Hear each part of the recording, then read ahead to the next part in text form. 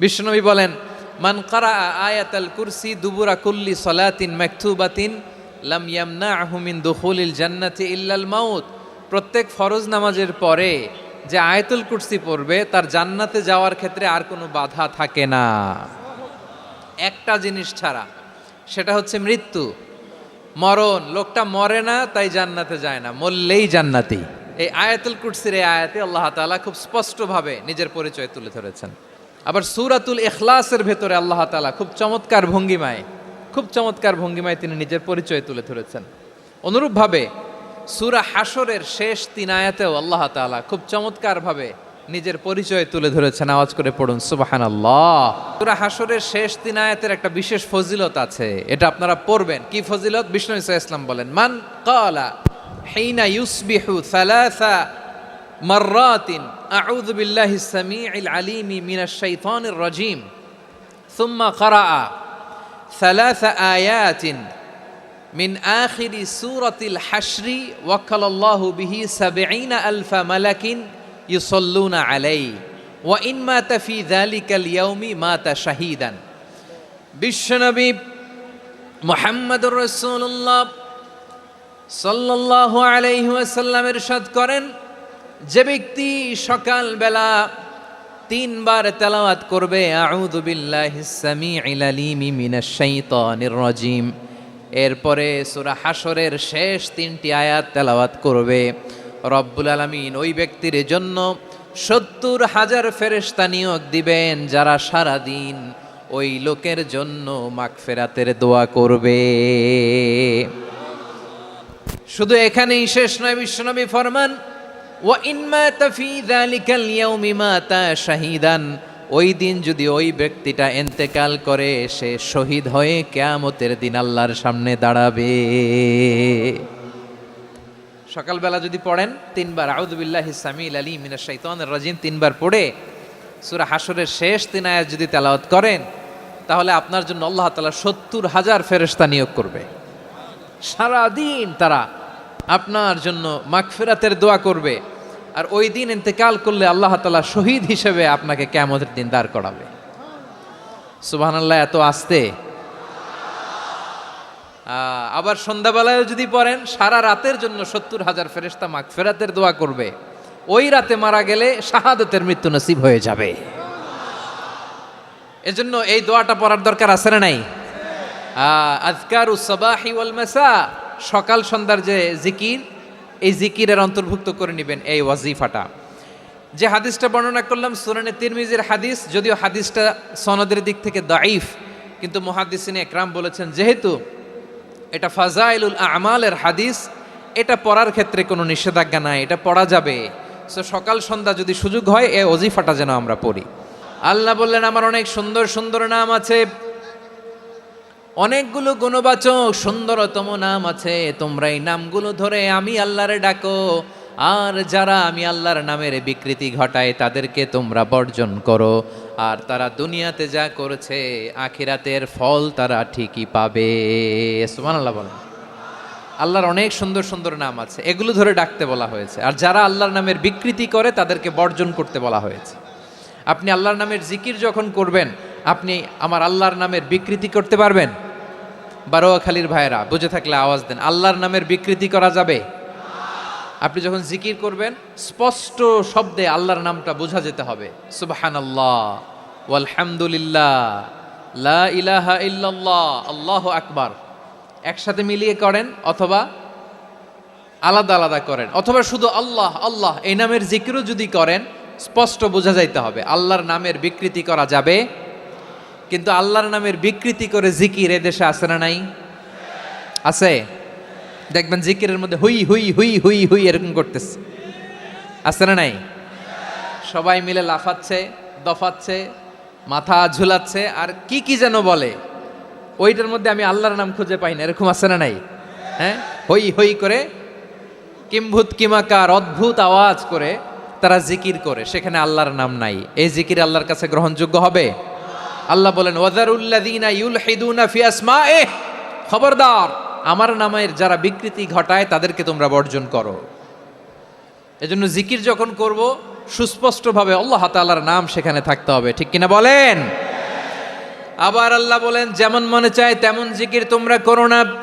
ফাযকুরুল্লাহা কামা আল্লামাকুম মা লাম তাকুনু তা'লামুন। তোমরা জানতে না, আল্লাহ তোমাদের জানিয়েছেন কেমন করে আল্লাহর নামের জিকির করতে হয়, যেমন আল্লাহ শিখিয়েছেন তেমন করে আল্লাহরে ডাকো, ঠিক কিনা বলেন? আল্লাহ তাআলা যেমন শিখিয়েছেন তেমন ভাবে আল্লাহ তাআলাকে ডাকতে হবে, ঠিক ওই পদ্ধতিতে আল্লাহ তাআলার নাম জপতে হবে। কোন পদ্ধতিতে সেটাও আল্লাহ বলে দিচ্ছেন। আল্লাহ তাআলা বললেন, ওয়াযকুর রাব্বাকা ফি নাফসিকা তাদাররুআন ওয়া খীফাতান ওয়া দুনাল জাহরি মিনাল কওলি বিল গুদুই ওয়াল আসাল ওয়া লা তাকুম মিনাল গাফিলিন। খবরদার, আল্লাহর নামের জিকির করো, আল্লাহকে ডাকো। ফি নাফসিকা, মনে মনে, তাদাররুআন, সবিনয়ে, খীফাতান, ভীত বিহবল চিত্তে, দুনাল জাহারি মিনাল কওল, অনুচ্চ স্বরে অনুচ্চ আওয়াজে। এভাবে আল্লাহর ডাকলে সেই ডাকা কবুল করে নিবে কে? তাহলে আল্লাহকে জপতে হবে মনে মনে, সবিনয়ে, ভীত বিহবল চিত্তে, অনুচ্চ স্বরে, এভাবে জিকির করতে হবে। বিশ্ব ইসলাম এবং বিশ্বনবীর সাহাবারা ঠিক এই পদ্ধতিতে আল্লাহ তাআলাকে ডাকতেন। তাহলে এই যে আল্লাহ তাআলার সুন্দর সুন্দর নামগুলো আছে, এগুলো ধরে আমরা আল্লাহ তাআলার জিকির করব, তার প্রশংসা করব, তার পবিত্রতা বর্ণনা করব, তাহলে খুশি হবেন কে? বিষ্ণু ঈসা ইসলাম বলেন, আশ-শাইতানু জাসিম আলা কলবি ইবনে আদম। শয়তান বনি আদমের কলবের মধ্যে এরকম খামচি মেরে বসে থাকে। খামচি বোঝেন তো? শয়তান বনি আদমের হৃদয়ে কলবে খামচি মেরে বসে থাকে। ফাইদা যাকারাল্লাহ খানাসা, যখন মানুষ আল্লাহর জিকির করে শয়তান দৌড়ে পালায়। ওয়াইদা গাফালা ওয়াসওয়াসা, আর মানুষ যখন অমনোযোগী হয়, গাফিল হয়, শয়তান আবার টেম্পটেশন দেয়, আবার ধোঁকা দেয়, আবার ওয়াসওয়াসা দেয়। এজন্য বিশ্বনবী বলতেন, লা ইয়াজালু লিসানুকা রাতবান মিন যিকরিল্লাহ, সব সময়, প্রতি মুহূর্তে, সর্বক্ষণে তোমার জিহ্বাটা আল্লাহর জিকির দিয়ে ভিজা রাখবা, আল্লাহর জিকির দিয়ে সিক্ত রাখবা, তাহলে কবুল করবে কে? সবাই পড়েন সুবহানাল্লাহ, আলহামদুলিল্লাহ, লা ইলাহা, সুবহানাল্লাহ, আলহামদুলিল্লাহ, লা ইলাহা ইল্লাল্লাহ, লা ইলাহা ইল্লাল্লাহু মুহাম্মাদুর রাসূলুল্লাহ সাল্লাল্লাহু আলাইহি ওয়াসাল্লাম। প্রিয় ভাইরা, আল্লাহ তাআলার অনেকগুলো নাম আছে। আল্লাহ তাআলার এই নামগুলো ধরে তার নাম আমাদের ডাকতে হবে, জপতে হবে। বিষ্ণু ইসলাম বলেন, ইন্না লিল্লাহি তিসআতান ওয়া তিসঈনা ইসমান মিআতান ইল্লা ওয়াহিদা। আল্লাহর রয়েছে 99টা নাম, এক কম 100। এক কম, আমরা বাংলায় বলি না যে এক কম 100, মানে আসলে কয়টা? 99টা। বিশ্বনবী বলেন, আল্লাহর 99টা নাম আছে, মিআতান ইল্লা ওয়াহিদা, এক কম 100। মান আহসাহা দাখালাল জান্নাহ, যে ব্যক্তি 99 নাম মুখস্থ করে তার সিনার ভেতরে রাখবে, আল্লাহ তাআলা তাকে জান্নাত দিয়ে ধন্য করে দেবে। এবার বলেন, আল্লাহর নামগুলো জানার দরকার আছে না নাই? এই নামগুলো আমরা জপব, মুখস্থ করব। এই নামগুলো আগে আয়ত্ত করতে হবে। এই নামের যে অর্থ সেটা অনুধাবন করতে হবে। এই নামের যে দাবি সেটা মানতে হবে। সিবগাতাল্লাহ ওয়া মান আহসানু মিনাল্লাহি সিবগা ওয়া নাহনু লাহু আবিদুন। আল্লাহর রঙে রঙিন হইতে হবে। আমার আল্লাহ দয়ালু, আমরাও দয়ালু হতে হবে। আমার আল্লাহ সহনশীল, আমরাও সহনশীলতার চর্চা করতে হবে। আমার আল্লাহ মেহেরবান, আমরাও মেহেরবান হতে হবে। বিষ্ণু ঈসা ইসলাম আল্লাহর এই চমৎকার সুন্দরতম নামগুলো ধরে ধরে আল্লাহর কাছে চাইতেন। আপনি যখন দোয়া করবেন, আল্লাহর নামগুলো ধরে যদি দোয়া করেন, আল্লাহ ওই দোয়া ফিরায় দেয় না। সুবহানাল্লাহ বলেন।